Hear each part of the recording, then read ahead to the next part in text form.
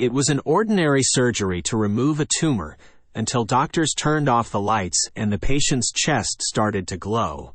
A spot over his heart shined purplish pink. Another shimmered in a lung. They were hidden cancers revealed by fluorescent dye, an advance that soon may transform how hundreds of thousands of operations are done each year. Surgery has long been the best way to cure cancer. If the disease recurs, it's usually because stray tumor cells were left behind or others lurked undetected. Yet there's no good way for surgeons to tell what is cancer and what is not. They look and feel for defects, but good and bad tissue often seem the same. Now, dyes are being tested to make cancer cells light up so doctors can cut them out and give patients a better shot at survival. With dyes, it's almost like we have bionic vision, said Dr. Sunil Singhal at the University of Pennsylvania. We can be sure we're not taking too much or too little. The dyes are experimental but advancing quickly. 2 are in late-stage studies aimed at winning Food and Drug Administration approval.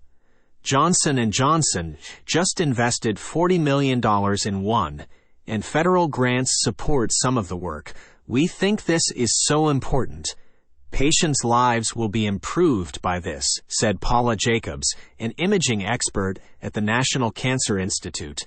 In 5 or so years, there will be a palette of these, she predicts. Singhal was inspired a decade ago, while thinking about a student who died when her lung cancer recurred soon after he thought he had removed it all. He was lying next to his baby, gazing at fluorescent decals. I looked up and saw all these stars on the ceiling, and I thought, how cool if we could make cells light up so people wouldn't die from unseen tumors, he said. A dye called ICG had long been used for various medical purposes. Singhal found that when big doses were given by IV, a day before surgery, it collected in cancer cells and glowed when exposed to near-infrared light. He dubbed it tumor glow and has been testing it for lung, brain, and other tumor types. He used it on Ryan Sikosi, a 45-year-old highway worker and father of 4 from Deptford, New Jersey, and found hidden cancer near Sikosi's heart and in a lung. The tumor was kind of growing into everything in there, Sikosi said. Without the dye, I don't think they would have seen anything besides the baseball-sized mass visible on CT scans ahead of time. Singhal is also testing a dye for On-Target Laboratories, based in the Purdue Research Park in Indiana, that binds to a protein more common in cancer cells.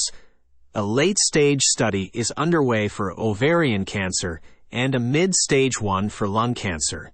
In one study, the dye highlighted 56 of 59 lung cancers seen on scans before surgery, plus 9 more that weren't visible ahead of time.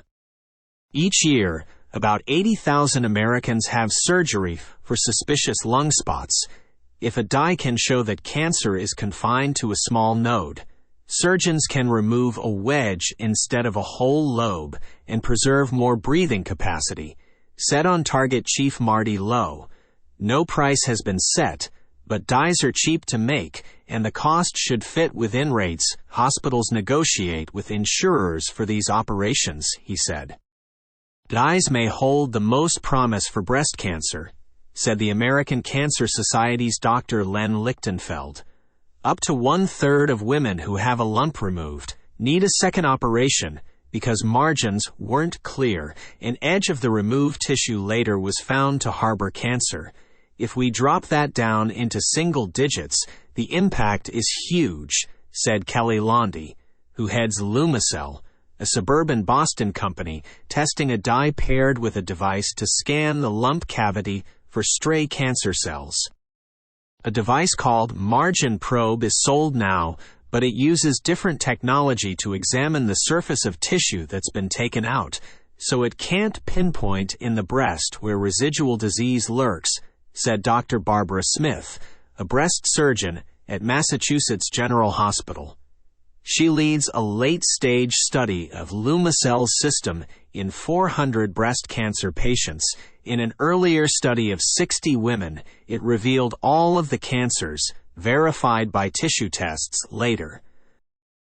But it also gave false alarms in more than a quarter of cases. There were some areas where normal tissue lit up a little bit, Smith said. Still, she said, you would rather take a little extra tissue with the first surgery than missing something and have to go back. Blaze Bioscience is testing tumor paint, patented by company co-founder Dr. Jim Olson of Fred Hutchinson Cancer Research Center and Seattle Children's Hospital. It's a combo product, a molecule that binds to cancer and a dye to make it glow. You can see it down to a few dozen cells or a few hundred cells, Olson said. I've seen neurosurgeons come out of the operating room with a big smile on their face because they can see the cancer very clearly. Early-stage studies have been done for skin, brain and breast cancers in adults, and brain tumors in children. Avalis Biosciences of San Diego has a similar approach, a dye attached to a molecule to carry it into tumor cells.